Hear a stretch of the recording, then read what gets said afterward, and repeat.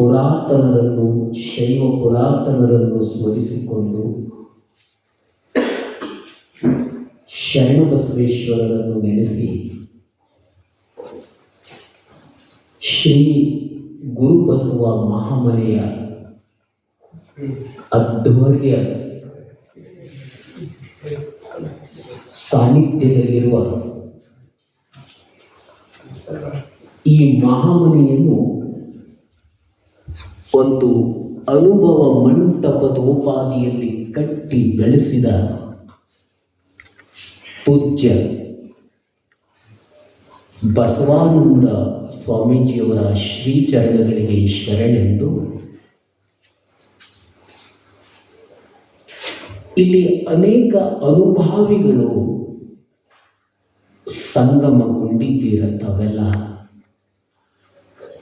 ನನ್ನೊಂದಿಗೆ ಹಿರಿಯರಾದ ಹಿತೈಷಿಗಳಾಗಿರುವ ಇಬ್ಬರು ಮಹನೀಯರು ವಿದ್ವಾಂಸರು ಇಲ್ಲಿದ್ದಾರೆ. ಒಬ್ಬರು ಡಾಕ್ಟರ್ ಕಲ್ಯಾಣರಾವ್ ಪಾಟೀಲ್ ಸರ್ ಅವರು, ಇನ್ನೊಬ್ಬರು ಪ್ರೊಫೆಸರ್ ವೆಂಕಣ್ಣ ಡೊಣ್ಣೇಗೌಡರು ಸರ್ ಅವರು. ನಮ್ಮನ್ನು ತ್ರಿಮೂರ್ತಿಗಳು ಅಂತ ಗುರುತಿಸ್ತಾರೆ ಕಲಬುರಗಿ ವಿಭಾಗದಲ್ಲಿ. ಈ ಇಬ್ಬರು ಮಹನೀಯರಿಗೆ ಶರಣಾರ್ಥಿಗಳನ್ನು ಸಲ್ಲಿಸಿ ಸಂತೋಷದ ಸಂಗತಿ ಅಂದರೆ ಇಬ್ಬರು ಮಿತ್ರರು ವೇದಿಕೆಯಲ್ಲಿದ್ದಾರೆ. ಒಬ್ಬರು ಶ್ರೀ ಸುರೇಶ್ ಸರ್ ಅವರು, ಆಮೇಲೆ ಇನ್ನೊಬ್ಬರು ಡಾಕ್ಟರ್ ನಾಗಶೆಟ್ಟಿ ಸರ್ ಅವರು. ಅವರು ನನ್ನ ಹಾಗೆಯೇ ದೃಷ್ಟಿ ವಿಕಲಚೇತನರು, ದೃಷ್ಟಿ ವಿಶೇಷ ಚೇತನರು. ಈಗ ಏನು ಸಂಗೀತ ಕಾರ್ಯಕ್ರಮ ನಡೆಸಿಕೊಟ್ಟರು ಶ್ರೀ ಮಂಜುನಾಥ್ ಸರ್ ಮತ್ತು ನಾಗಲಿಂಗಯ್ಯ ಸರ್ ಅವರು, ನಾಗಲಿಂಗಯ್ಯ ಸರ್ ಬಹಳ ಚೆನ್ನಾಗಿ ತಬಲ ನುಡಿಸಿದ್ರು. ಪ್ರಾರ್ಥನೆ ಗೀತೆ ಎಷ್ಟು ಸುಶ್ರಾವ್ಯವಾಗಿ ಹಾಡಿದ್ರು ಅಂದರೆ, ಈ ಪ್ರಕೃತಿಯ ತಂಗಾಳಿಯ ವಾತಾವರಣದೊಂದಿಗೆ ಭಕ್ತಿ ಸಮರಸಗೊಂಡು ಆಧ್ಯಾತ್ಮಿಕ ವಾತಾವರಣವನ್ನು ನಿರ್ಮಾಣ ಮಾಡಿದ್ರು. ಅದನ್ನು ಕೇಳುವಾಗ ನಿಜವಾಗಿಯೂ ಬೇರೊಂದು ಲೋಕದೊಳಗೆ ನಾವೆಲ್ಲ ಇದ್ದೀವಿ. ಅಂಥ ಸುಶ್ರಾವ್ಯವಾಗಿ ಪ್ರಾರ್ಥನೆ ಗೀತೆಯನ್ನು ನಡೆಸಿಕೊಟ್ರು.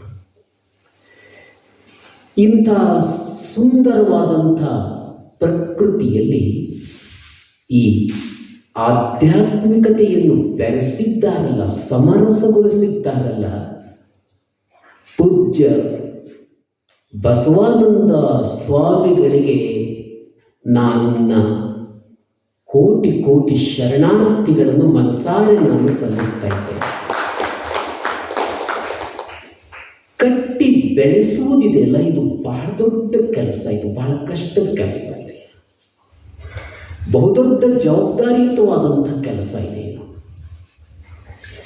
ಯಾಕೆಂದರೆ ಪೂಜ್ಯ ಅಪ್ಪವರು, ಶರಣಬಸವಪ್ಪ ಅಪ್ಪವರು ನನಗೆ ಅನುಭವ ಮಂಟಪದ, ಶಿವಾನುಭವ ಮಂಟಪದ ಸಂಚಾಲಕನನ್ನಾಗಿ ಜವಾಬ್ದಾರಿ ವಹಿಸಿದಾಗ ಅದರ ತಕ್ಕ ಮಟ್ಟಿನ ಆ ಕರ್ತವ್ಯದ ಹೊಣೆಗಾರಿಕೆ, ಅದು ಎಷ್ಟು ಕಷ್ಟ ಇದೆ ಸಂಘಟಿಸುವುದು, ಆ ಕಟ್ಟುವುದೆಷ್ಟು ಕಷ್ಟ ಇದೆ, ಅದು ನನಗೆಲ್ಲ ಗೊತ್ತಿದೆ. ಅದಕ್ಕಾಗಿ ಪೂಜ್ಯ ಅಪ್ಪವ್ರು ಹೇಳ್ತಿದ್ರು, ಒಂದು ಕುದುರೆಯನ್ನು ಕಟ್ಟಿ ಬೆಳೆಸಿದವನಿಗೆ ಗೊತ್ತಿರ್ತದೆ, ಬರೀ ಸವಾರಿ ಮಾಡೋವನಿಗೆ ಏನು ಗೊತ್ತಿರ್ತದೆ ಅದರ ಮಹತ್ವ ಅಂತ.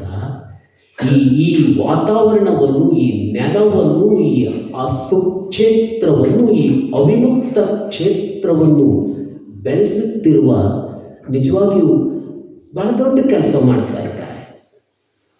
ಪೂಜ್ಯ ಬಸವಾನಂದ ಸ್ವಾಮಿಗಳ ಪೂರ್ವಾಶ್ರಮ ಬೇರೆ. ಪೂರ್ವಾಶ್ರಮದಲ್ಲಿ ಅವರು ನನ್ನ ವಿದ್ಯಾರ್ಥಿ, ಈಗ ಅವರು ನನ್ನ ಗುರು ಇದ್ದಾರೆ, ನಾನು ಅವರ ಶಿಷ್ಯನ.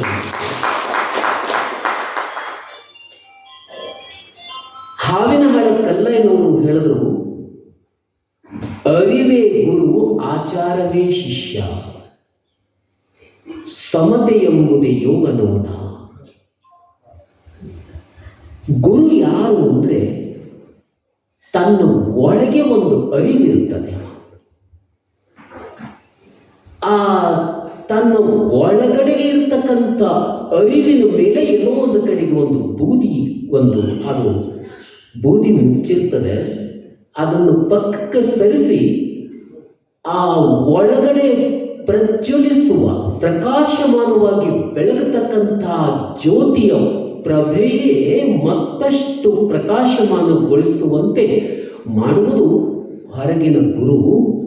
ಒಂದ್ಸಲ ಅದು ಜ್ಯೋತಿ ಪ್ರಕಾಶಮಾನಗೊಂಡಿತು ಅಂತಂದ್ರೆ ಅದು ಅರಿವೇ ಗುರು ಆಗ್ತದೆ. ಆ ದೃಷ್ಟಿಯಿಂದ ಅವರವರ ಅರಿವನ್ನು ಅವರವರಿಗೆ ಗುರುವನ್ನಾಗಿ ಮಾಡಿಸುವ ದೆಸೆಯಲ್ಲಿ ನಿರಂತರವಾಗಿ ಪ್ರಯತ್ನಿಸ್ತಾ ಇದ್ದಾರೆ ಶ್ರೀ ಬಸವಾನಂದ ಪೂಜ್ಯರು. ಅವರು ಚಿಕ್ಕವರಿದ್ದಾಗಲೂ ಬಹಳ ವಿಶೇಷವಾದಂಥ ಲಕ್ಷಣ ಹೊಂದಿದವರು ಮತ್ತು ಅವರಲ್ಲಿ ಯಾವಾಗಲೂ ಒಂದು ರೀತಿಯ ತಾರ್ಕಿಕ ನೆಲೆಗಟ್ಟ ಅವರಲ್ಲಿ ಪ್ರಶ್ನೆ ಮಾಡ್ತಾ ಇದ್ರು ಬಹಳಷ್ಟು. ಯಾಕಿದು ಹೀಗೆ, ಇದೇಕೆ ಹೀಗೆ, ಇದೇಕೆ ಹೀಗೆ. ಇವತ್ತು ಆಧ್ಯಾತ್ಮಿಕ ಶಿಖರವನ್ನು ಏರಿದ್ದಾರೆ. ಕದಳಿ ಕರ್ಪೂರ ಅಂತ ತಿಪ್ಪೇರುದ್ರ ಸ್ವಾಮೀಜಿಯವರು ಒಂದು ಕಾದಂಬರಿಯನ್ನು ಬರೆದರು ಅಕ್ಕಮಹಾದೇವಿ ಬಗ್ಗೆ. ಕೊನೆಗೆ ಅವರು ಕಟ್ಟಿಕೊಡುವುದೇನೆಂದರೆ, ಅಕ್ಕ ಆಧ್ಯಾತ್ಮಿಕ ಶಿಖರ. ಹಾಗೆ ಪೂಜ್ಯರು ಇಂಥ ಶಿಖರವನ್ನು ಏರಿದ್ದಾರೆ. ಶಿಖರದ ಮೇಲೆ ತಮ್ಮ ಮನೆಯನ್ನು ಕಟ್ಟುವ ಮೂಲಕವಾಗಿ, ಅದನ್ನು ಮಹಾಮನೆಯನ್ನಾಗಿ ಮಾಡುವ ಮೂಲಕವಾಗಿ, ಇದೊಂದು ಅವಿಮುಕ್ತ ಕ್ಷೇತ್ರವನ್ನಾಗಿ ಮಾಡುವ ಮೂಲಕವಾಗಿ ಈ ಆಧ್ಯಾತ್ಮಿಕ ಶಿಖರದಲ್ಲಿ ಬೆಳಗ್ತಾ ಇದ್ದಾರಲ್ಲ, ಇದು ನಿಜಕ್ಕೂ ಬಹಳ ಸಂತೋಷದ ಸಂಗತಿ ಇದೆ. ಇವತ್ತು ಇಬ್ಬರು ಮಹನೀಯರ ಸ್ಮರಣೆ ಮಾಡುವುದಕ್ಕೆ ಒಂದು ಅವಕಾಶವನ್ನು ಕಲ್ಪಿಸಿದ್ದಾರೆ. ಶಿವಯೋಗಿ ಸಿದ್ದರಾಮೇಶ್ವರರು ಮತ್ತು ಲೂಯಿ ಬ್ರೈಲರು. ಲೂಯಿ ಬ್ರೈಲ್ ಮಹಾಶಯ ನಮ್ಮ ಅಕ್ಷರಗಳನ್ನು ಕಂಡುಹಿಡಿದ್ರಲ್ಲ, ಬೆರಳಿಗೂ ಕರುಳಿಗೂ ಒಂದು ಸಂಬಂಧದ ಸ್ಪರ್ಶಿಸುವ ಅಕ್ಷರಗಳನ್ನು ಕಂಡುಹಿಡಿದ್ರಲ್ಲ, ಅವರಿಗೂ ಕಣ್ಣಿರಲಿಲ್ಲ.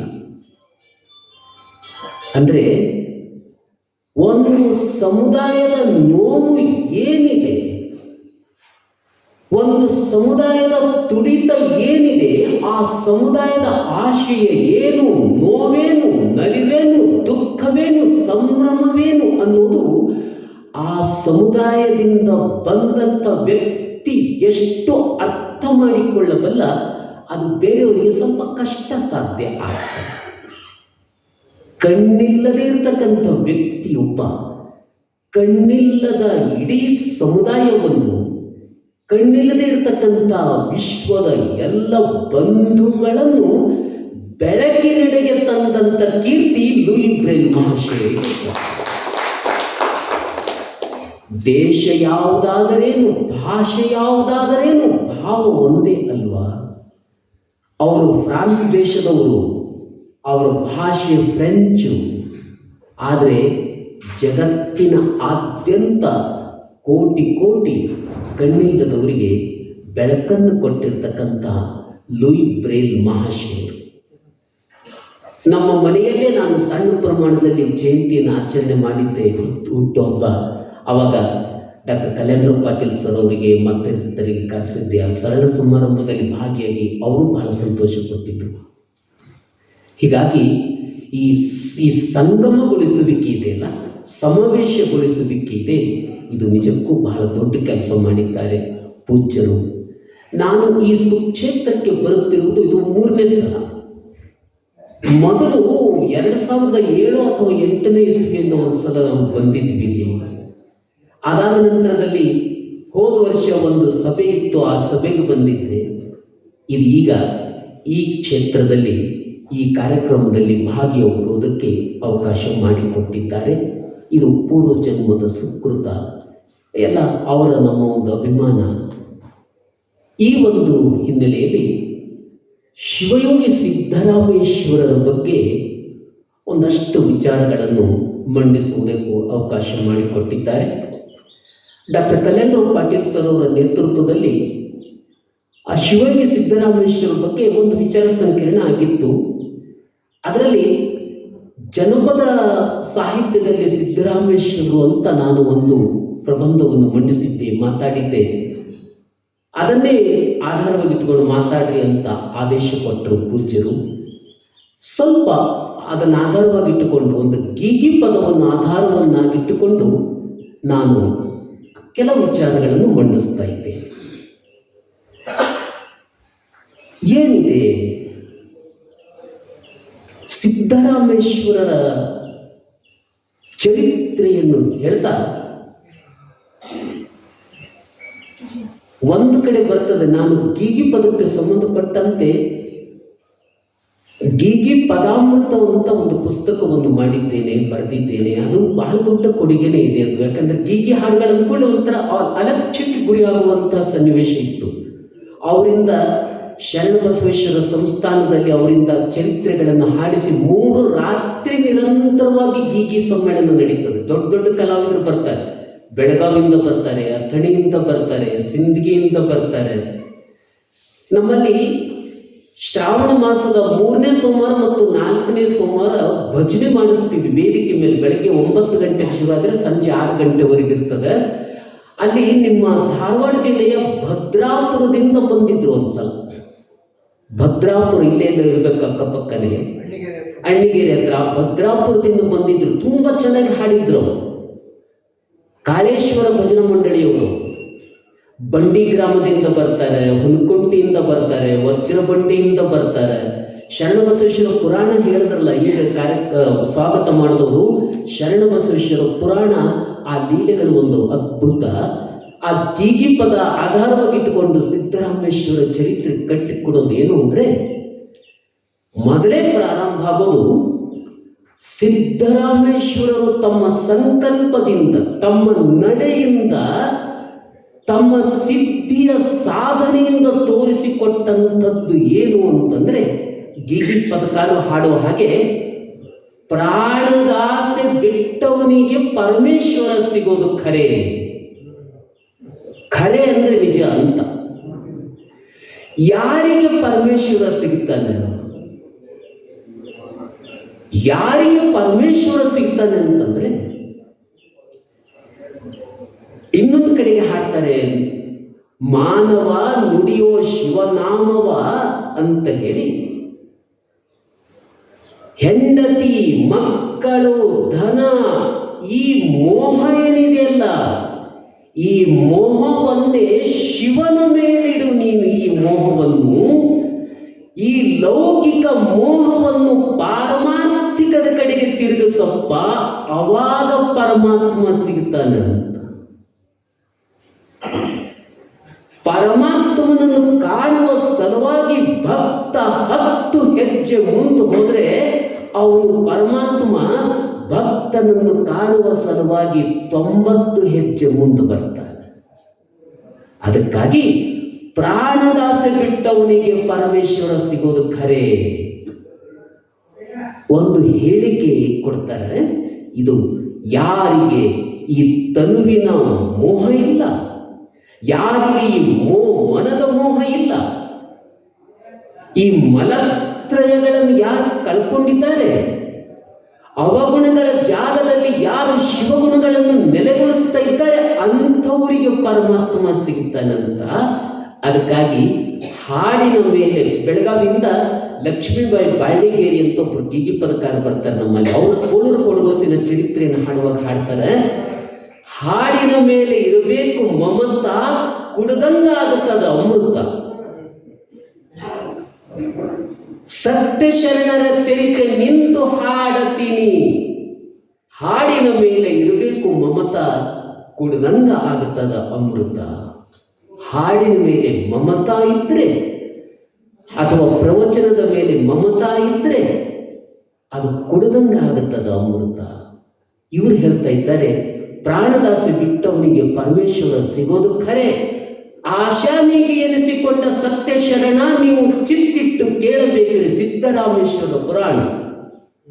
ಸಿದ್ದರಾಮರ ಪುರಾಣವನ್ನು ಚಿತ್ತಿಟ್ಟು ಕೇಳಬೇಕು. ಚಿತ್ತ ಚಿತ್ತ, ಬುದ್ಧಿ ಮತ್ತು ಮನ, ಇವೆರಡು ಮೂರೂ ಬಹಳ ಮುಖ್ಯ. ಆದ್ರಿಂದ ಚಿತ್ತಿಟ್ಟು ಕೇಳಬೇಕ್ರಿ ಸಿದ್ದರಾಮೇಶ್ವರ ಪುರಾಣ ಏನಿದೆ ಅಂದ್ರೆ, ಸಿದ್ದರಾಮನ ತಂದೆ ತಾಯಿ ಮುದ್ದುಗೌಡ ಸುಗ್ಗಲದೇವಿ ಶಿವನು ಕೊಟ್ಟು ಮರೆತಿದ್ದನ್ರಿ ಶ್ರೀಮಂತನ. ಅವರು ನಿತ್ಯವೂ ಮಾಡುತ್ತಿದ್ರು ವಸ್ತ್ರ ಒಡವೆಯ ದಾನ. ಅವರು ಸಿರಿಯಾಳ ರಾಜನ ಸಮಾನ. ಸಿರಿಯಾಳ ರಾಜ ಹೇಗಿದ್ದಲ್ಲ ಹಾಗಿದ್ದ, ಶ್ರೀಮಂತಿಕೆ ಇತ್ತು. ಅವರಿಗೆ ದೇವರು ಕೊಟ್ಟು ಮರೆತಿದ್ದ, ಒಂದು ಕೊರತೆನೂ ಇಟ್ಟಿದ್ದ. ಪ್ರತಿಯೊಬ್ಬರಿಗೂ ನಮ್ಮ ಪೂಜ್ಯರು ಈಗಾಗಲೇ ಬಹಳ ದೊಡ್ಡ ಅನುಭವಿಗಳಾಗಿದ್ದಾರೆ, ಅನುಭವಿಗಳ ಸಂಘದಲ್ಲಿದ್ದಾರೆ. ಅವರು ಇನ್ನೂ ಪ್ರವಚನದ ಮೂಲಕವಾಗಿ, ಆಶೀರ್ವಚನದ ಮೂಲಕವಾಗಿ ಹೇಳ್ತಾರೆ, ಪ್ರತಿಯೊಬ್ಬರಿಗೂ ದೇವರು ಒಂದೊಂದು ಕೊಟ್ಟಿದ್ದಾನೆ, ಒಂದೊಂದನ್ನು ಕಿತ್ತುಕೊಂಡಿದ್ದಾನೆ. ಒಂದರ ಕೊರತೆ ಪ್ರತಿಯೊಬ್ಬರಿಗೂ ಇದೆ. ಇವರಿಗೆ ಶ್ರೀಮಂತಿಕೆ ಇತ್ತು, ಆದ್ರೆ ಸಂತಾನ ಭಾಗ್ಯ ಇರಲಿಲ್ಲ. ಶರಣಬಸವೇಶ್ವರ ಪುರಾಣದಲ್ಲಿ ನಾನು ಮಹಾಕಾವ್ಯ ಶರಣಬಸವ ದರ್ಶನ ಬರೆದಾಗ ಒಂದು ಪದ್ಯದಲ್ಲಿ ಬರೆದಿದ್ದೇನೆ, ಶಿವಮಯ ಬದುಕಿದು ಸುಂದರ ತೋಟ, ಶಿವಮಯ ಬದುಕಿದು ಸುಂದರ ತೋಟ, ಸಂತಾನ ಬೇಕೆಂಬುದು ನಿನ್ನಯ ಹಠ, ಕೊಡುವುದು ಬಿಡುವುದು ಆ ಮಹಾದೇವನಾಟ. ಸುಂದರ ತೋಟ ಇದು ಬದುಕು. ಯಾವಾಗ ಇದು ಸುಂದರ ತೋಟ ಅಂದ್ರೆ, ಇದು ಬದುಕು ಶಿವಮಯವಾದಾಗ ಸುಂದರ ತೋಟ. ಗುರುಗಳು ಪಾದಯಾತ್ರೆ ಹೋದಾಗ ಡಾಕ್ಟರ್ ಕಲ್ಯಾಣರಾವ್ ಪಾಟೀಲ್ ಅವರು, ಪ್ರಕಾಶ್ ಅವರು, ವೆಂಕಣ್ಣ ಸರ್ ಅವರು ನನಗೆ ಇಬ್ಬರು ಒಂದೊಂದು ಕಡೆ ಕೈ ಹಿಡ್ಕೊಂಡು ವಾಕಿಂಗ್ ಕರ್ಕೊಂಡು ಹೋಗಿದ್ರು. ಎಷ್ಟು ಶುದ್ಧ ವಾತಾವರಣ. ಆ ವಾತಾವರಣ, ಪ್ರಕೃತಿ ಕೊಟ್ಟಂತ ವಾತಾವರಣದ ಒಳಗಡೆಗೆ ಈ ಬಸವಾನಂದರು ಕೊಟ್ಟಿರುವ ಆಧ್ಯಾತ್ಮಿಕ ವಾತಾವರಣ ಬೆರೆತು ಷಡಂಗ ಸಮರಸು ನಮ್ಮ ಕೂಡಲ ಸಂಗಮ ದೇವ ಅಂತ ಹಾಡಿದ್ರಲ್ಲ, ಅಂಥ ಅನುಭವ ಆಯಿತು. ಸಂತಾನ ಪರಮಾತ್ಮ ಇವರು ಮಾಡ್ತಕ್ಕಂಥ ದಾಸೋಹ ನೋಡಿ ಪರಮಾತ್ಮನ ಇವರಿಗೆ ಸಂತಾನ ಭಾಗ್ಯ ಕೊಡಬೇಕು ಅಂತ ಮನಸ್ಸು ಮಾಡಿದ್ರಂತ ಒಂದ್ಸಲ ಭಿಕ್ಷೆಗೆ ಬಂದ. ಭಿಕ್ಷೆ ನೀಡುವಾಗ ಸುಗ್ಗಲ ದೇವಿಗೆ ಹೇಳಿದ್ರಂತ, ನೀನು ಒಂದು ಶಿವಪುತ್ರನನ್ನ ಹಡೀತಿ ಅಂತ ಅಂದ್ರಂತ. ಅವಾಗ ಮುದ್ದುಗೌಡರು ಹೇಳ್ತಾರೆ, ಏನ್ರಿ ನೀವು ಬಹಳ ಒಳ್ಳೆ ಶರಣರನ್ನು ಕಾಣ್ತೀರಿ, ಸುಳ್ಳು ಹೇಳೋದು ಏನು ಕಾರಣ? ನಮ್ಮ ಮೈಯೊಳಗಿಲ್ಲ ಏನು ಚೇತನ, ನಮ್ಮ ಮೈಯೊಳಗೆ ಶಕ್ತಿ ಇಲ್ಲ, ಮನಸ್ಸಿನೊಳಗೆ ಶಕ್ತಿ ಇಲ್ಲ. ಈ ಇಂಥದ್ರೊಳಗೆ ನೀವು ಮಕ್ಕಳು ಕೊಡ್ತೀರಿ, ಮಕ್ಕಳಾಗ್ತವ ನಿಮಗಂದ್ರೆ ಏನು ಸುಳ್ಳು ಹೇಳ್ತೀರಲ್ಲ, ಶರಣರನ್ನು ಕಾಣ್ತೀರಿ, ಸುಳ್ಳು ಹೇಳಲು ಏನು ಕಾರಣ ಅಂತ ಮುದ್ದುಗೌಡರು ಕೇಳಿದಾಗ, ಇಲ್ಲ ನಿಮ್ಗೆ ಸಂತಾನ ಭಾಗ್ಯ ಆಗತ್ತೆ ಅಂತ ಶಂಕರ ಒಂದು ಉಪಾಯ ಮಾಡ. ದೇವರ ಆಟ ಬಲ್ಲವರ್ಯಾರು? ಮಹಾದೇವನ ಆಟ ಮಹಾದೇವನಿಗೆ ಗೊತ್ತಲ್ಲ. ಶಂಕರ ಒಂದು ಗುಂಡವನ್ನು ನಿರ್ಮಾಣ ಮಾಡದಂತ, ನೀವು ಅದರಲ್ಲಿ ಹೋಗಿ ಮಿಂದು ಬರ್ರಿ ಸತಿಪತಿ ಇಬ್ಬರು ಅಂತ ಆದೇಶ ಕೊಟ್ಟ. ಆ ಗುಂಡವನ್ನು ನಿರ್ಮಾಣ ಮಾಡಿದಾಗ ಅದರಲ್ಲಿ ಹೋಗಿ ಮಿಂದು ಬಂದ್ರು. 75 ವರ್ಷದವರು 25 ವರ್ಷದವರು ಹರಿಯದವರಾದಂತ ಒಬ್ರು ಸತಿಪತಿ. ಶಿವನ ಕರುಣೆ ಆಯ್ತು ಅಂತಂದ್ರೆ ಏನು ತಾನೇ ಸಾಧ್ಯ ಇಲ್ಲ. ಎಳೆದರು ಎತ್ತಾಗದೆ ಮಿಡಿ ಪಣ್ಣಾಗದೆ ಲೋಕದೋಳ್ ದೈವದೊಲುಮೇರಲು ಕಾಲಕ್ಕೆ ಬಡವಂತ ಬಲ್ಲಿದನಾಗನೆ ಹರಹರ ಶ್ರೀಚನ್ನ ಸೋಮೇಶ್ವರ. ಬಡವ ಬಲ್ಲಿದನಾಗ್ತಾನೆ. ಪುಂಗಂ ಲಂಗತೀಗಿರಿ ಭಂಗಂ ಲಂಗತೀಗಿರಿ ಮೂಕಂ ಕರೋತಿ ವಾಕ್ಚಾಳಿ. ಮೂಕನಾದವನು ವಾಕ್ಚಾಳಿಯಾಗ್ತಾನೆ. ಕಾಲಿಲ್ಲದವನು ಗೌರಿಶಂಕರ ಶಿಖರವನ್ನು ಏರುತ್ತಾನೆ. ಕಣ್ಣಿಲ್ಲದವನು ಒಳಗಣ್ಣಿನಿಂದ ಆ ಅದಮ್ಯವಾದಂಥ ಈಶ್ವರನನ್ನು ಕಾಣುತ್ತಾನೆ. ಅವನ ಈಶ್ವರನ ಕೃಪೆಯಾದಾಗ ಇವರು 25 ವರ್ಷದವರಾದಂಗಾದ್ರು. ಅವಾಗ ಸತಿಪತಿ ಸಮರಸಗೊಂಡಾಗ ಶರಣನು ಉದಯಿಸಿ ಬರುವ ಕಾಲ.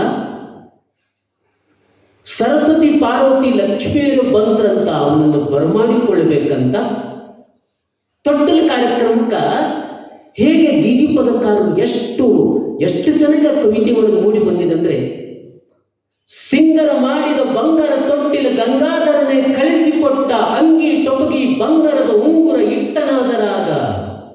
ಅದ್ಭುತವಾದಂಥ ಕಾವ್ಯ. ಕುರಿತು ಓದದೆಯು ಕಾವ್ಯ ಪ್ರಯೋಗ ಪರಿಣತ ಮತಿಗಳ ನಾಡವರ್ಗ. ಶಾಲಾ ಕಾಲೇಜುಗಳಲ್ಲಿ ವಿಶ್ವವಿದ್ಯಾಲಯದಲ್ಲಿ ಓದಿಲ್ಲ ಇವರು, ಆದರೆ ಎಷ್ಟು ಜನಕ ಪದಗಳನ್ನು ಕಟ್ಟಿದ್ದಾರೆ. ಸಿಂಗರ ಮಾಡಿದ ಬಂಗಾರ ತೊಟ್ಟಿಲ ಗಂಗಾಧರನೇ ಕಳಿಸಿಕೊಟ್ಟ ಅಂಗಿ ಟೊಬಗಿ ಬಂಗಾರದ ಉಂಗುರ ಇಟ್ಟನಾದರಾಗ. ಅಂಗಿ ಟೊಪ್ಪಿಗಿ ಬಂಗಾರದ ಉಂಗುರ ಸಿಂಗರ ಮಾಡಿದ ತೊಟ್ಟಿಲ ಗಂಗಾಧರನ ಕಳಿಸಿಕೊಟ್ಟನಂತ. ಅವಾಗೇನಂದ್ರೆ, ಅವಾಗ ಲಕ್ಷ್ಮೀ ಪಾರ್ವತಿ ಸರಸ್ವತಿಯರು ಬಂದು ಜೋಗುಳ ಹಾಡ್ತಾ ಇದ್ದಾರೆ.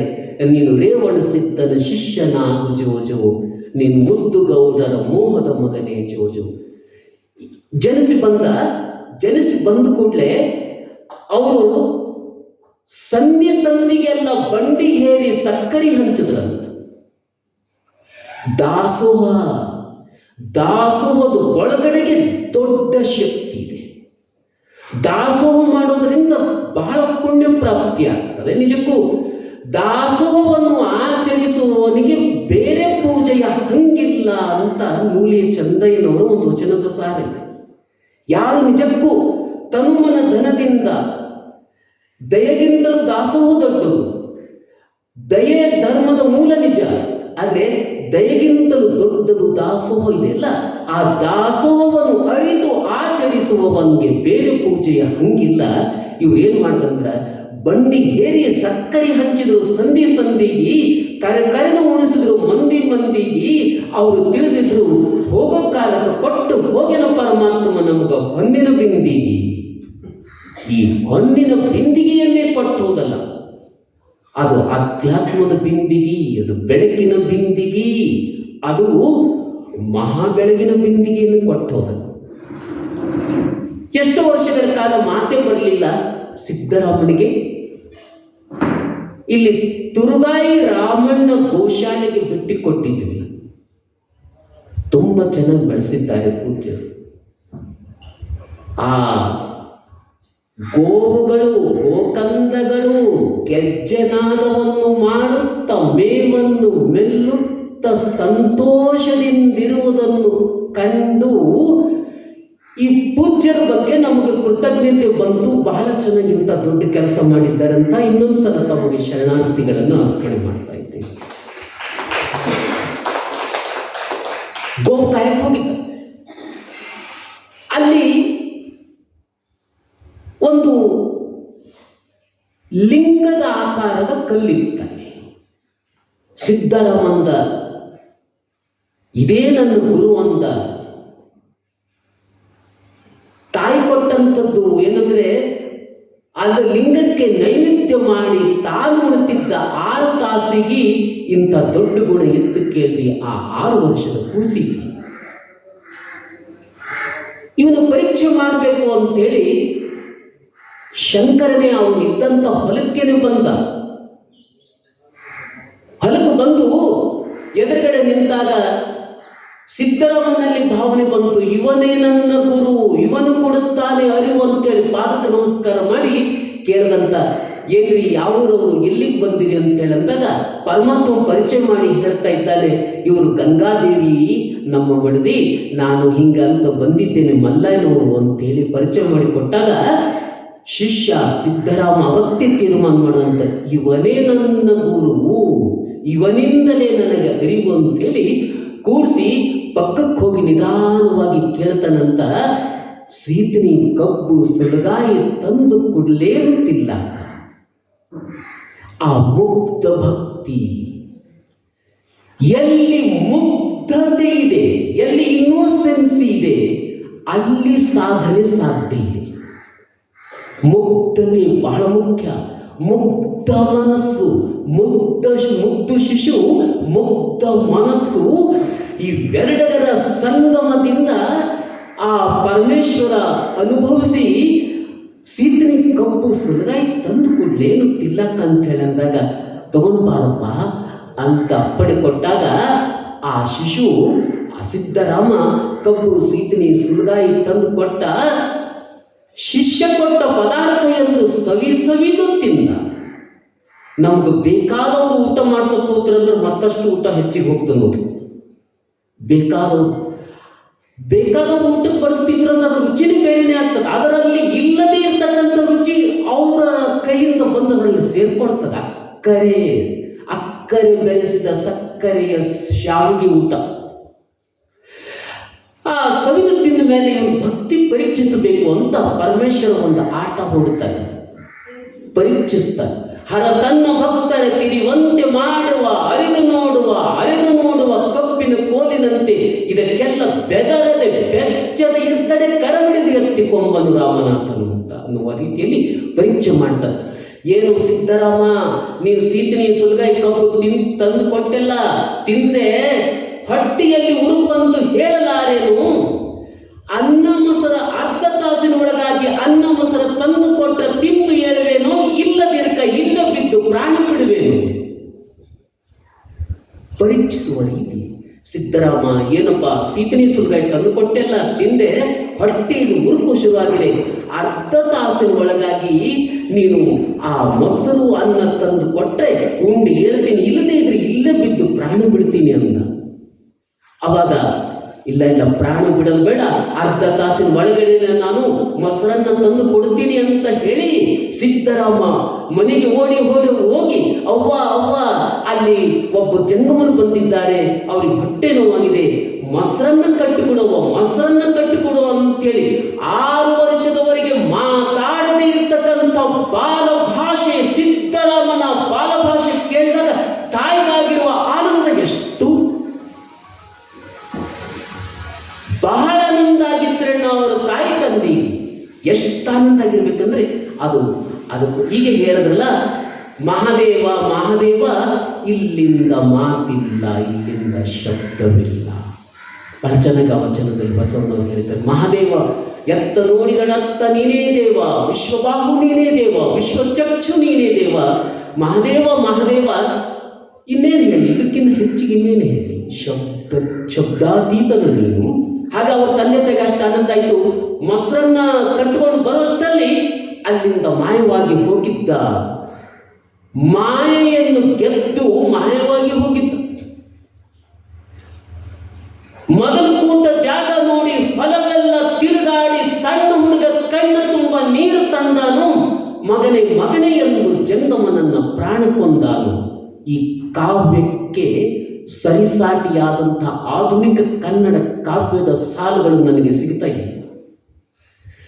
ಸಿದ್ದರಾಮನ ಅನಿಸಿಕೆ ಅದು ಏನು ಕಟ್ಟಿಕೊಟ್ಟಿದ್ದಾನೆ ಗೀಗಿ ಪದಕಾರ ಅಂದ್ರೆ, ಮೊದಲು ಕೂತ ಜಾಗ ನೋಡಿ ಹೊಲವೆಲ್ಲ ಸುತ್ತಾಡಿ ಎದ್ದು ಹೋಗಿದ್ದಲ್ಲ, ಬಿದ್ದು ಸಾಯ್ತೀನಿ ಅಂದವನು ಎದ್ದು ಹೋಗಿದ್ದನಲ್ಲ. ಮೊದಲು ಕೂತ ಜಾಗ ನೋಡಿ ಹೊಲವೆಲ್ಲ ತಿರುಗಾಡಿ ಸಣ್ಣ ಹುಡುಗ ಕಣ್ಣು ತುಂಬ ನೀರು ತಂದಾನು. ಮಗನೇ ಎಂದು ಜಂಗಮನನ್ನ ಪ್ರಾಣ ಕೊಂದ. ಮಗನೇ ಅಂತೇಳಿ ನನ್ನ ಪ್ರಾಣನ ತಗೊಳ್ತಾನಲ್ಲ, ಸಣ್ಣ ಹುಡುಗ ಕಣ್ಣು ತುಂಬ ನೀರು ತಂದ. ಇದು ಎದಕ್ಕಾಗಿ? ಮಹಾನ ವ್ಯಕ್ತಿಗಳ ಇಚ್ಛೆ ಮಹತ್ವದ್ದಾಗಿರ್ತದೆ. ಅವನಿಗೆ ಉಣಿಸಬೇಕು ಅಂತೇಳಿ ಬಂದಿದ್ದೆ, ಇಲ್ಲಲ್ಲ ಅಂತೇಳಿ ಹೊಲವೆಲ್ಲ ತಿರುಗಾಡಿ ಪಕ್ಕದವ್ರಿಗೆ ಕೇಳ್ತಾನಂತ, ಮಲ್ಲಯ್ಯನೊಬ್ಬ ಜಂಗಮರನ್ನು ನೀನು ಕಂಡಿರೇನು, ಅಥವಾ ನನಗೇನಾದ್ರೂ ಹೇಳಂತ ಏನಾದರೂ ಹೋಗಿದ್ದಾರೇನು, ಅಥವಾ ಏನಾದರೂ ನನ್ನ ಮೇಲೆ ಮುನಿಸು ಸಿಟ್ಟಾಗಿದೆ ಅಂತ ಏನಾದರೂ ಹೇಳಿದ್ದಾನೇನು ಅಂತಂದಾಗ ಅವರಂತಾರೆ, ಇಲ್ಲ ನಾವಂತೂ ನೋಡಿಲ್ಲ, ಇಂಥವ್ರು ಅನೇಕರು ಬರ್ತಾರೆ ಐಗಳು, ಅವ್ರಿಗೆ ಉಣಿಸೋಣ ಅಂತ ನೀ ಇಲ್ಲೇ ಇದೇ ಹಾದಿಗೆ ಇರು, ತಪಸ್ಸು ಮಾಡೋಣ ಅಂತ ಅಂತಾರೆ. ಅಲ್ಲೇ ಕೂಡ್ತಾನೆ. ಅವರು 7-8 ಜನ ಉಗೆ ಅನ್ಕೋತ ಬರ್ತಾ ಇರ್ತಾರೆ, ಶ್ರೀಶೈಲಕ್ಕೆ ಹೋಗ್ತಾ ಇರ್ತಾರೆ. ಅವರಿಗೆ ಸಿದ್ದರಾಮ ಕೇಳ್ತಾನೆ, ನೀವು ಉಗೆ ಮಲ್ಲಯ್ಯ ಅಂತ ಇದ್ದೀರಲ್ಲ, ಏನು ಮಲ್ಲಯ್ಯ, ಎಲ್ಲಿಗೆ ಹೋಗ್ತಾ ಇದ್ದೀರಂದಾಗ, ಮಲ್ಲಯ್ಯ ಇರುವ ಜಾಗ ಶ್ರೀಶೈಲ, ನಾವು ಅವನನ್ನು ನೋಡೋದಕ್ಕೆ ಹೋಗ್ತಾ ಇದ್ದೀವಿ, ದರ್ಶನಕ್ಕೆ ಹೋಗ್ತಾ ಇದ್ದೀವಿ ಅಂತ ಹೇಳಿದಾಗ, ಸಂಸಾರದಲ್ಲಿ ಸುಖ ಕೊಡು ಅಂತ ಹೇಳಿ ನಾವು ಕೇಳೋದಕ್ಕೆ ಹೋಗ್ತಾ ಇದ್ದೀವಿ ಅಂತ ಅವರಂದ್ರು. ಸಿದ್ದರಾಮಂದ ಸಂಸಾರದೊಳಗೆ ಸುಖ ನನಗೆ ಬೇಕಾಗಿಲ್ಲ, ಅದನ್ನು ಕೇಳೋದಕ್ಕೆ ನಾನು ಬರೋದಿಲ್ಲ, ನಾನು ಅವರಿಗೆ ಉಣಿಸಬೇಕಾಗಿದೆ, ಅನ್ನ ಮೊಸರು ಬೇಡಿದ್ದಾರೆ, ಅನ್ನ ಮೊಸರು ಬೇಡಿದ್ದಾರೆ, ಅದಕ್ಕಾಗಿ ನಾನು ಉಣಿಸೋದಕ್ಕೆ ಬರ್ತಾ ಇದ್ದೀನಿ, ನನಗೆ ಕರ್ಕೊಂಡು ಹೋಗ್ರಿ ಅಂತ ಹೇಳಿದಾಗ ಕರ್ಕೊಂಡು ಹೋದ್ರು. ಉಗಾದಿಯ ಪಾಡ್ಯ ದಿನ ಅಲ್ಲಿಗೆ ಬಂದರು. ಮಹಾದ್ವಾರ ಶ್ರೀಶೈಲ ಒಂದು ಮಹಾಕ್ಷೇತ್ರ, ಅದು ಅಲ್ಲಿ ಒಂದು ವಿಶೇಷವಾದ ಶಕ್ತಿ ಇದೆ. ಹೋದ ವರ್ಷ ನಾನು ಕಲ್ಯಾಣರಾವ್ ಪಾಟೀಲ್ ಸರ್ ಇತ್ಯಾದಿ ಕೆಲವೆಲ್ಲ ಹೋಗಿದ್ದೀವಿ. ಬಹಳ ವಿಶೇಷವಾದ ಶಕ್ತಿ ಇದೆ ಅಲ್ಲಿ. ಶ್ರೀಶೈಲಕ್ಕೆ ಬಂದು ಮಲ್ಲಯ್ಯನ ಗುಣವಿನ ಮಲ್ಲಿಕಾರ್ಜುನ ಗುಡಿ ತೋರಿಸಿ ಅವರಂದ್ರು ಹೋಗು ಪಾದಕ್ಕೆ ಬೀಳು ದರ್ಶನ ಮಾಡು ಅಂತ ಹೇಳಿ ಅಂದಾಗ ಸಿದ್ದರಾಮ ಅಂದ ಎಳೆಯ ಬಾಲ, ನನಗೆ ದರ್ಶನ ಕೊಟ್ಟಂತ ಮಲ್ಲಯ್ಯ ಇವ ಅಲ್ಲ, ಇದು ಕಲ್ಲಯ್ಯ. ಸರ್ ಹೇಳೋಗೆ, ಪೂಜ್ಯ ಹೇಳೋಗೆ, ಇದು ದೇವರಲ್ಲ ಕರಿ ಕಲ್ಲ ಅಂದ. ಮಲ್ಲಯ್ಯ ಅಂದ್ರ ನಂಗ ಕಣ್ಣ ಮೂಗ ಶರೀರ ಅವನ ರೂಪ ಬಿದ್ದಂಗ ಎಳಿ ಬಿಸಲ. ಅವನ ರೂಪ ಎಳಿ ಬಿಸಿಲು ಬಿದ್ದಂಗಿತ್ತು, ಥೇಟ ನನ್ನಂಗಿದ್ದ ದೇಹ ಇತ್ತು ಅವನಿಗೆ, ಮತ್ತು ಕನ್ನಡದಲ್ಲಿ ಮಾತಾಡಿದ್ದ ನನ್ನ ಜೊತೆಗೆ. ಗೀಗಿ ಪದಕಾರರು ಕಲ್ಯಾಣರಾವ್ ಸರ್ ಎಷ್ಟು ಗೀಗಿ ಪದಕಾರರು ಎಚ್ಚರಿಕೆಯಿಂದ ಹೊಸ ವಿಷಯಗಳನ್ನು ಕಟ್ಟಿಕೊಡ್ತಾ ಇದ್ದಾರೆ ಅಂದ್ರೆ, ಕನ್ನಡದಲ್ಲಿ ದೇವರನ್ನು ಮೊದಲ ಬಾರಿಗೆ ಮಾತಾಡಿಸಿರುವವರು ಸಿದ್ದರಾಮೇಶ್ವರ. ಕನ್ನಡದಲ್ಲಿ ನಮ್ಮೊಂದಿಗೆ ಮಾತಾಡಿದ್ದಾನೆ ದೇವರು, ಅಂತ ದೇವರಿಗೆ ನೋಡಬೇಕು ಅಂತ, ಮಲ್ಲಾಗಿ ನೋಡಬೇಕು ಅಂತ. ಅವರಂದ್ರು, ಏನಪ್ಪ ನಮಗೆ ಗೊತ್ತಿಲ್ಲ, ಅವ್ರು ಯಾರು ನಮ್ಮ ಭೇಟಿನೂ ಆಗಿಲ್ಲ, ಅವ್ರಿಗೆ ನಾವು ನೋಡಿಲ್ಲ, ನಾವು ಇಲ್ಲೇ ಬರ್ತೀವಿ, ಇಲ್ಲೇ ದರ್ಶನ ಮಾಡ್ತೀವಿ ಅಂತಂದ್ರು. ಇಲ್ಲ, ನಾವು ಹುಡುಕ್ತೀನಿ ಅಂತ ಹೋದ. ಕಾಡಿದೆ, ದಟ್ಟ ಅರಣ್ಯ ಇದೆ. ಹೊಸ ಮನುಷ್ಯನ ನಾಟಕ್ಕಾಗಿ ಹುಲಿ ಕರಡಿ ಸಿಂಹಗಳು ಗುಡಿಸಿ ಬರ್ತಿದ್ವು. ಅವು ಯಾವೂ ಬರಲಿಲ್ಲ ಈ ಕೂಸಿನ ಸಮೀಪಕ್ಕೆ. ಅವು ಯಾಕೆ ಬರಲಿಲ್ಲ? ಯಾವುದೇ ದೋಷ, ಯಾವುದೇ ಒಂದು ದುಷ್ಟ ಶಕ್ತಿ ಯಾವಾಗ ಅದು ದೂರ ಹೋಗುತ್ತೆ ಅಂದ್ರೆ, ಅದು ನಮ್ಮ ಉದ್ದೇಶ, ನಮ್ಮ ಸಂಕಲ್ಪ, ನಮ್ಮ ಬಯಕೆ ಮಹತ್ತರವಾಗಿತ್ತು ಅಂತಂದ್ರೆ, ನಮ್ಮ ಉದ್ದೇಶ ಘನವಾಗಿತ್ತು ಅಂತಂದ್ರೆ, ಆ ದುಷ್ಟ ಶಕ್ತಿಗಳು ತಾವೇ ದೂರ ಹೋಗ್ತವೆ. ಸಿದ್ದರಾಮೇಶ್ವರನ ಹತ್ರ ಯಾವೂ ಬರಲಿಲ್ಲ. 3 ದಿವಸ, ಎಷ್ಟೋ ದಿವಸ ಉಪವಾಸ ಇತ್ತು, ಹಾಗೆ ತಿರುಗಾಡ್ದ. ಅಲ್ಲಿ ಒಂದು ಕೊಳ ಇತ್ತು, ಆ ಕೊಳದ ಒಳಗೆ ನೋಡ್ದ, ಒಂದು ಕಲ್ಲು ಹಾಕಿ ನೋಡ್ದ, ಅದು ಒಂದು ಅರ್ಧ ತಾಸಿನ ಮೇಲೆ ಹೋಗಿ ಬಿತ್ತು. ಇದು ಮಲ್ಲಯ್ಯ ಇದ್ರೆ ಇಲ್ಲೇ ಇರಬೇಕು ಅಂತ ನಿರ್ಧಾರ ಮಾಡ್ದ. ಸಂಕಲ್ಪ ಭಕ್ತಿ, ನಿವೇದನಾ ಭಕ್ತಿ, ಸಖ್ಯ ಭಕ್ತಿ, ಅಷ್ಟವಿಧ ಭಕ್ತಿ ಇದೆಲ್ಲ. ಅದರಲ್ಲಿ ಸಂಕಲ್ಪ ಭಕ್ತಿ, ನಿವೇದನಾ ಭಕ್ತಿ, ಸಖ್ಯ ಭಕ್ತಿ. ಇಲ್ಲಿ ಸಿದ್ದರಾಮೇಶ್ವರರು ಈ 3 ಭಕ್ತಿ ಈಗಾಗಲೇ ಪರಿಚಯ ಆಗ್ತಾ ಇದೆ ಅವರ ಜೀವನದಿಂದ. ಇಲ್ಲೇ ಇರಬೇಕು ಮಲ್ಲಯ್ಯ ಅಂತ ಆಳವಾದ ಕೊಳ. ಅವಂದ ಇದ್ರಾಗ ಹಿಂದೆ ಮುಂದೆ ನೋಡಬಾರ್ದು, ನಾನು ಇದ್ರಾಗ ಹಿರಸು ತೊಟ್ಟು ನಿಂತ ತನ್ನ ಮನದಾಗ.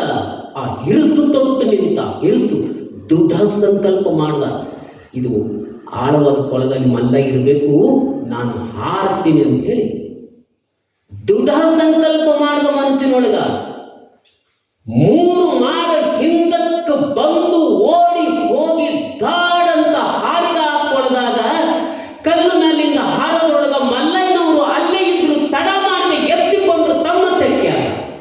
ಅದ್ಭುತ ಕವಿತೆ. ಕಲ್ಲು ಮೇಲಿಂದ ಸಿದ್ದರಾಮೇಶ್ವರ ಹಾರದೊಳಗಾಗಿ ಮಲ್ಲಯ್ಯನವರು ಅಲ್ಲೇ ಇದ್ರು, ತಡ ಮಾಡದೆ ಎತ್ತಿಕೊಂಡ್ರು ತಮ್ಮ ತೆಕ್ಕ್ಯಾಗ, ಬೀಳುಗೊಳ್ಳಿಲ್ಲ. ನಿಷ್ಪತ್ತಿ ಎಂಬ ಹಣ್ಣು ತೊಟ್ಟು ಬಿಟ್ಟು ಕಳತಿ ಬೀಳುವ ಮುನ್ನ ಕೂಡಲ ಸಂಗಮ ದೇವರು ತಮಗೆ ಬೇಕೆಂದು ಎತ್ತಿಕೊಂಡರು. ಕೂಡಲ ಸಂಗಮ ದೇವರು ತಮಗೆ ಬೇಕಂತ ಎತ್ತಿಕೊಂಡ್ರು ಅಂತ ಹೇಗೆ ಬಸವಣ್ಣನವರು ತಮ್ಮ ಒಂದು ವಚನದಲ್ಲಿ ಹೇಳಿದ್ದಾರಲ್ಲ, ಪೃಥ್ವಿ ಇದರ ಮೇಲೆ ಆ ಆಚಾರವೆಂಬ ಎಲೆ ಆಯಿತು, ನಿಷ್ಪತ್ತಿ ಎಂಬ ಹಣ್ಣಾಯಿತು. ಆ ಹಣ್ಣು ತೊಟ್ಟು ಬಿಟ್ಟು ಕಳಚಿ ಬೀಳುವ ಮುನ್ನ ಕೂಡಲ ಸಂಗಮ ದೇವ ತನಗೆ ಬೇಕೆಂದು ಎತ್ತಿಕೊಂಡ. ಹಾಗೆ ಮಲ್ಲಯ್ಯನವರು ಸಿದ್ದರಾಮನಿಗೆ ಕೆಳಗೆ ಬೀಳಕ್ಕೆ ಬಿಡ್ಲಿಲ್ಲ. ಎತ್ಕೊಂಡು ಮೆಚ್ಚಿದೆ ನಿನ್ನ ಭಕ್ತಿಗೆ ಏನು ಬೇಕು ವರ ಕೇಳು ಅಂತೇಳಂದ್ರಂತ ಏನು ಕೇಳಿರಬೇಕು ಸಿದ್ದರಾಮೇಶ್ವರರು? ಅವ್ರೇನಂದ್ರಂತ, ನೀನು ವರ ಕೊಡೋದು ಬಿಡೋದು ಆಮೇಲೆ, ನಾನು ವರ ಬೇಡಕ್ಕೆ ಬಂದಿಲ್ಲ. ನೀನು ಬೇಡಿದ್ದೆಲ್ಲ ಅವತ್ತು ಅನ್ನ ಮೊಸರು ನಿನಗೆ ಉಣಿಸಕ್ಕೆ ಬಂದಿದ್ದೀನಪ್ಪ, ನಾನು ಬೇಡಕ್ಕೆ ಬಂದಿಲ್ಲ, ನಿನಗೆ ಕೊಡಕ್ಕೆ ಬಂದೀನಿ, ಪ್ರಸಾದ ಸ್ವೀಕರಿಸು ಅಂತಂದ್ರಂತ. ಭೂಲೋಕದ ಭಕ್ತರು ಕೊಟ್ಟು ಸಿರಿವಂತರಾಗಿದ್ದಾರೆ ಹೊರತು ಬೇಡಿ ಬಡವರಾಗಿಲ್ಲ. ಇದಕ್ಕೆ ದೃಷ್ಟಾಂತ ನಿದರ್ಶನಗಳು ನೀಲೂರು ನಿಂಬೆಕ್ಕ, ಕೋಳೂರು ಕೊಡಗೋಸು, ಸಿದ್ದರಾಮೇಶ್ವರರು, ಸಂತ ತುಕಾರಾಮರು, ಶರಣಬಸವೇಶ್ವರರು ಒಬ್ಬರೇ ಇಬ್ಬರೇ ಗುರುವಿಂಗೆ ತನುವನ್ನು, ಲಿಂಗಕ್ಕೆ ಮನವನ್ನು, ಜಂಗಮಕ್ಕೆ ಧನವನಿತ್ತು ನಿಶ್ಚಿಂತನಾದವನೇ ಮಹಾಭಕ್ತನು ನೋಡ. ಆತನ ಆಜ್ಞೆಯಂತೆ ನಡೆಯುವವನು ಮಹಾಗಣಗಳು ನೋಡ ಅಲ್ವಾ. ಆತನ ಸಂಸಾರವೇ ಶಿವಸುಖ, ಶಿವ ಸಂಸಾರ ನೋಡ. ಗುರುಕುಮಾರ ಪಂಚಾಕ್ಷರೀಶ್ವರ ಪುಟ್ಟರಾಜ ಗವಾಯಿಗಳ ರಚನೆ ಇದು. ಹಾಗಾಗಿ ಹಾಡಿದರೆ ನೊಡೆಯನ ಹಾಡುವೆ, ಬೇಡಿದರೆ ನೊಡೆಯನ ಬೇಡುವೆ, ಒಡೆಯ ಮಹದಾನಿ ಕೂಡಲ ಸಂಗಮ ದೇವರಲ್ಲಿ ಸೆರಗೊಡ್ಡಿ ಬೇಡಿ ನನ್ನ ಬಡತನವ ಭಿನ್ನಹಿಸುವೆ. ಯಾವುದಕ್ಕೆ ಯಾರು ಕಾರಣರಾಗಿದ್ದಾರೆ, ಎಲ್ಲದರ ಅಸ್ತಿತ್ವಕ್ಕೆ ಯಾರು ಕಾರಣರಾಗಿದ್ದಾರೆ ಅವರಲ್ಲಿ ನಾನು ಬೇಡುತ್ತೇನೆ ಅಂತ. ಆದರೆ ಇಲ್ಲಿ ಸಿದ್ದರಾಮೇಶ್ವರ ಉಣಿಸೋದಕ್ಕಂತ ಬಂದಿದ್ದೇನೆ, ಉಣು ಅಂತೇಳಿ ಆವಾಗ ಹುಡುಗನಿಗೆ ಕರ್ಕೊಂಡು ಮಲ್ಲಯ್ಯ ಅನ್ನ ಮೊಸರುವನ್ನು ಸವಿಸವಿದು ಉಂಡ. ಕೋಳೂರು ಕೊಡಗೋಸು ಇದೆಲ್ಲ ಸಾಧ್ಯ ಏನ್ರಿ ಅಂತ ಪ್ರಶ್ನೆ ಬರಬಹುದು. ನಮಗ್ಯಾವುದು ಅಸಾಧ್ಯ ಅಂತ ಅನಿಸುತ್ತದೆ ಅದು ಎಲ್ಲರಿಗೂ ಅಸಾಧ್ಯ ಅಂತಲ್ಲ, ಸಾಧ್ಯ ಇದೆ. ಪ್ರಾಣದ ಆಸೆ ಬಿಟ್ಟವನಿಗೆ ಪರಮೇಶ್ವರ ಸಿಗುವುದು ಖರೆ. ಹಾಗಾಗಿ ಅಲ್ಲಪ್ಪ, ನಿಮ್ಮ ತಂದೆ ತಾಯಿಗಳಲ್ಲಿ ಅಳುತ್ತಿರ್ಬಹುದು, ಹುಡುಕ್ತಿರ್ಬಹುದು, ನೀನು ಬೇಗ ಹೋಗಬೇಕು, ಏನು ವರ ಕೊಡಲಿ ಅಂತಂದಾಗ, ವರ ಏನು ಬೇಕಾದರೂ ನಾನೇನು ಈಗ ನಾನು ತಂದಿದ್ದು ಉಂಡೆಲ್ಲ ಅಷ್ಟು ಸಾಕು, ನಿನ್ನ ಸಂತೃಪ್ತಿಯಿಂದ ಏನು ಕೊಡು ಅಂತೇಳಿ ಸುಮ್ಮನಾದಾಗ ಅವರು ಸನ್ನಲಾದ ಪುರ ಹೋಗಿ ಸೊಲ್ಲಾಪುರ ಶಾರಾಗಲಿ, ನಿನ್ನ ಊರಲ್ಲಿ ಸದಾಲಕ್ಷ್ಮಿ ವಾಸವಾಗಲಿ, ಕೆರೆ ತುಂಬಿ ಹರಿಲಿಯ ಕೆರೆ ಒಳಗ ನಟ್ಟ ನಡುವೆ ನಿನ್ನ ಗುಡಿ ಕಟ್ಟಲಿ, ಸೂರ್ಯ ಚಂದ್ರನಿರುವವರೆಗೂ ನಿನ್ನ ಕೀರ್ತಿ ಶಾಶ್ವತವಾಗಿ ಬೆಳಗುತ್ತಿರಲಿ ಅಂತ ಮಲ್ಲಯ್ಯನವರು ಆಶೀರ್ವಾದ ಮಾಡಿದ್ದಾರೆ. ಅಂತೆಯೇ ಸೊಲ್ಲಾಪುರದಲ್ಲಿ ಸಿದ್ದರಾಮೇಶ್ವರರ ಕೀರ್ತಿ ಅಷ್ಟು ಬೆಳಗ್ತಾ ಇದೆ. ಅಂದ್ರೆ ಸಿದ್ದರಾಮೇಶ್ವರರು ಇಂಥ ಭಕ್ತಿಯನ್ನು ಮಾಡಿದ್ದಾರೆ. ಭಕ್ತಿ ಇಲ್ಲದ ನನಗೆ ಮುಕ್ತಿ ತಾನೆಲ್ಲಿಹುದು. ಶ್ರೀ ಗುರುವಚನ ಉಪದೇಶವನ್ನು ಆಲಿಸಿದಾಗಳಹುದು ನರನಿಗೆ ಮುಕ್ತಿ. ದುರಿತ ಕರ್ಮವನ್ನು ವಲ್ಲದಿರು ಪುಣ್ಯವನೆ ಮಾಡು, ನಿಂದಿಸಿ ನುಡಿಯದಿರಾರನು ವಿಷಮ ಸಂಸಾರವಿದನು ಕನಸೆಂದರಿ. ಶ್ರೀ ಗುರುಗಳು ಶಿಷ್ಯನಿಗೆ ಉಪದೇಶವನ್ನು ಮಾಡ್ತಾ ಇದ್ದಾರೆ. ತಮ್ಮ ಶ್ರೀಹಸ್ತವನ್ನು ಶಿಷ್ಯನ ಮಸ್ತಕದ ಮೇಲಿಟ್ಟು ಉಪದೇಶವನ್ನು ಮಾಡಿದ್ದಾರೆ. ನೋಡಪ್ಪ, ಯಾರಿಗೂ ನಿಂದಿಸಿ ನುಡಿಯುವುದು ಬೇಡ. ಪೊರೆಪೊದ್ದಿದರನು ಸತ್ಸಂಗದಲ್ಲಿರು. ಯಾರು ಕೆಳಗಡೆ ಬಿದ್ದಿದ್ದಾರೆ ಅವರನ್ನು ಮತ್ತಷ್ಟು ಕೆಳಗೆ ಹಾಕಿ ತುಳಿದು ಹೋಗುವುದು ಬೇಡ. ಮೇಲಕ್ಕೆ ಎತ್ತುವ ಕೆಲಸ ಮಾಡು. ಇಂದ್ರಿಯಗಳನ್ನು ಜಯಿಸು. ವಿಷಮ ಸಂಸಾರವಿದು ಕನಸೆಂದು ಅರಿ ಅಂತ ಆ ನಿಜಗುಣ ಶಿವಯೋಗಿಗಳ ಸ್ವರವಚನದಲ್ಲಿನ ಮಾತಿದೆ. ಹಾಗೆ ಶ್ರೀ ಗುರುಗಳು ಬಸವಾನಂದರು ಈ ರೀತಿಯಲ್ಲಿ ಈ ಮಹಾಮನೆಯನ್ನು ಕಟ್ಟಿ ಬೆಳೆಸಿದ್ದಾರೆ. ಆಶೀರ್ವಚನ ನೀಡುವ ಮೂಲಕವಾಗಿ, ಬೋಧನೆ ಮಾಡುವ ಮೂಲಕವಾಗಿ, ಮಾರ್ಗದರ್ಶನ ಮಾಡುವ ಮೂಲಕವಾಗಿ ಈ ಆಧ್ಯಾತ್ಮದೆಡೆಗೆ ಅನೇಕರನ್ನು ನಡೆಸ್ತಾ ಇದ್ದಾರೆ. ಅದಕ್ಕಾಗಿ ಮಂಡೆ ಮಾಸಿದಡೆ ಮಜ್ಜನಕ್ಕಿಕ್ಕುವುದು, ವಸ್ತ್ರ ಮಾಸಿದಡೆ ಮಡಿವಾಳಂಗಿಕ್ಕುವುದು. ಮಂಡೆ ಕೂದಲೆಲ್ಲ ಏನಾದರೂ ಕೊಳೆಯಾಗಿತ್ತು, ತಲೆ ಕೊಳೆಯಾಗಿತ್ತು ಅಂದ್ರೆ ನಾನಾ ರೀತಿಯ ಶಾಂಪುಗಳೆಲ್ಲ ಬಂದಿದೆ, ಹಚ್ಚಿ ತೊಳ್ಕೊಂಡ್ರೆ ಅದು ಕಡಿಮೆ ಕೊಳೆ ಎಲ್ಲ ಹೋಗ್ತದೆ. ಬಟ್ಟೆ ಮಾಸಿದ್ರೆ ಈಗೆಲ್ಲ ವಾಷಿಂಗ್ ಮಷಿನ್ ಹಾಕ್ಬೋದು, ಮಡಿವಾಳಂಗಿಕ್ಕಬಹುದು. ಆದರೆ ಮನದ ಮೈಲಿಗೆ ತೊಳಿಬೇಕಂದ್ರೆ ಏನು ಮಾಡಬೇಕು? ಮನದ ಮೈಲಿಗೆಯ ಕಳೆವಡೆ ಕೂಡಲ ಸಂಗನ ಶರಣರ ಅನುಭವ ಮಾಡುವುದು. ಇಂಥ ಅನುಭಾವಿಕ ನೆಲೆಯುಳ್ಳಂಥ ಮಹಾನುಭಾವಿಗಳು ಬಸವಾನಂದ ಪೂಜ್ಯರು ಇಂಥ ದೊಡ್ಡ ಕೆಲಸವನ್ನು ಮಾಡ್ತಾ ಇದ್ದಾರೆ. ಸಿದ್ದರಾಮೇಶ್ವರರ ಚರಿತ್ರೆ ಆ ಜನಪದರು ಕಟ್ಟಿಕೊಟ್ಟಂತೆ ನನ್ನ ಕೆಲವು ಮಾತುಗಳನ್ನು ತಮ್ಮ ಎದುರುಗಡೆ ಹಂಚಿಕೊಂಡಿದ್ದೇನೆ. ನಮಗಿಲ್ಲಿ ಬರಮಾಡಿಕೊಂಡ್ರು, ಕರೆ ಮಾಡಿದ್ರು, ನಿಮ್ಮ ಊರಿಗೆ ನಾವು ಬರಬೇಕಾದರೆ ನಿಮ್ಮ ಮನಸ್ಸೊಂದಾಗಿರಬೇಕು ಅಂತ ಅನುಭಾವಿಗಳು ಹೇಳ್ತಾರೆ. ಹಾಗಾಗಿ ಇವರ ಮನಸ್ಸು ಒಂದಿದೆ, ಉದ್ದೇಶ ಒಂದಿದೆ, ಆಶಯ ಒಂದಿದೆ. ಅದಕ್ಕಾಗಿ ಡಾಕ್ಟರ್ ಕಲ್ಯಾಣರಾವ್ ಸರ್ ಅವರು, ವೆಂಕಣ್ಣ ಸರ್ ಅವರು, ಪ್ರಕಾಶ್ ಅವರು, ನಾನು ಇಲ್ಲಿಗೆ ಬಂದಿದ್ದೇವೆ. ನಿಮ್ಮೊಂದಿಗೆ ಒಂದೆರಡು ಮಾತಾಡಲು ಅವಕಾಶ ಆಗಿದೆ. ತಮ್ಮ ಈ ಸಾನ್ನಿಧ್ಯದ ಆತ್ಮಾನಂದವನ್ನು ಅನುಭವಿಸುವ, ಅನುಭಾವದ ಅಡುಗೆಯ ಮಾಡಿ ಅದಕ್ಕೆ ಅನುಭಾವಿಗಳು ಬಂದು ನೀವೆಲ್ಲರೂ ಕೂಡಿ ಅಂತ ಈ ಅನುಭಾವದ ಅಡುಗೆಯನ್ನು ಉಣ್ಣುವ ಆ ಪರಮಾನಂದದಲ್ಲಿ ಭಾಗಿಯಾಗುವ ಅವಕಾಶವನ್ನು ಕಲ್ಪಿಸಿರುವ ಪೂಜ್ಯ ಬಸವಾನಂದ ಸ್ವಾಮೀಜಿಯವರಿಗೆ ಮತ್ತೊಂದು ಸಲ ಶರಣೆಂದು ನನ್ನ 4 ಮಾತುಗಳನ್ನು ಮುಗಿಸ್ತೇನೆ. ಸರ್ವರಿಗೂ ಶಾಂತಿ. ವಾಗ್ಮಿಗಳು, ಮಹಾಜ್ಞಾನಿಗಳು, ದೃಷ್ಟಿ ವಿಕಲಚೇತನರಾದರೂ ಸಹಿತ ಡಾಕ್ಟರ್ ಶಿವರಾಜ್ ಶಾಸ್ತ್ರಿಗಳು ತಮ್ಮ ಅಮೂಲ್ಯವಾದಂಥ ಅನುಭವದ ಅಡಿಗೆಯನ್ನು ನಮ್ಮೆಲ್ಲರಿಗೆ ಉಳಿಸಿದ್ದಕ್ಕಾಗಿ ಅವರಿಗೆ ಅನಂತ ಧನ್ಯವಾದಗಳು. ಈಗ ತಾನೇ ಅತಿಥಿಗಳಾಗಿ ಆಗಮಿಸಿದಂಥ ಶ್ರೀಮತಿ ದಾಕ್ಷಾಯಿಣಿ ಪಿ ಪಾಟೀಲ್ ಅವರು ಸಹಿತ ಆಗಮಿಸಿದ್ದಾರೆ. ಅವರಿಗೂ ಸಹಿತ ಈ ಸಂದರ್ಭದಲ್ಲಿ ಸ್ವಾಗತ, ಸುಸ್ವಾಗತ.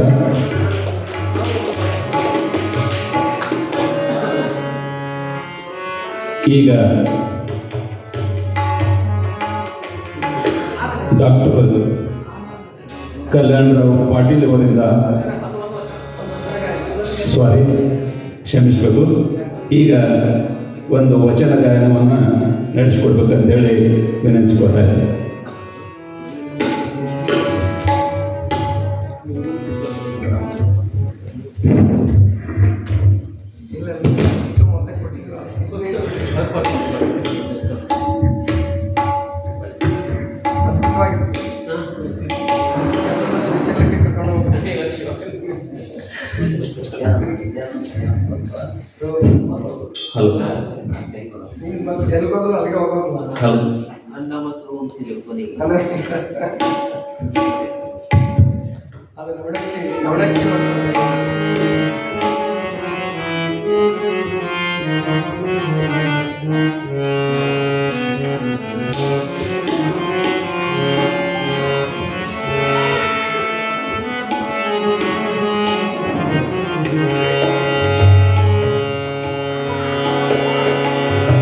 ಈ ಪದವಿ ಕರುಣಿಸೋ ಮಹಾಮಹಿಮ ಸೊಡ್ಡಳ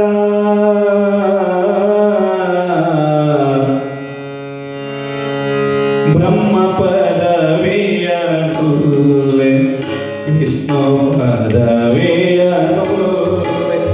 ಬ್ರಹ್ಮ ಪದವಿಯ ಕೂಲೆ ಪದವಿಯ ಬ್ರಹ್ಮ ಪದವಿಯ ಕೂಲೆ ಪದವಿಯ ರುದ್ರ ಪದವಿಯ ಇಂದ್ರ ಪದವಿಯ ರುದ್ರ ಪದವಿಯ ಇಂದ್ರ ಪದವಿಯ ಬ್ರಹ್ಮ ಪದವಿಯ ವಿಷ್ಣು ಪದವಿಯ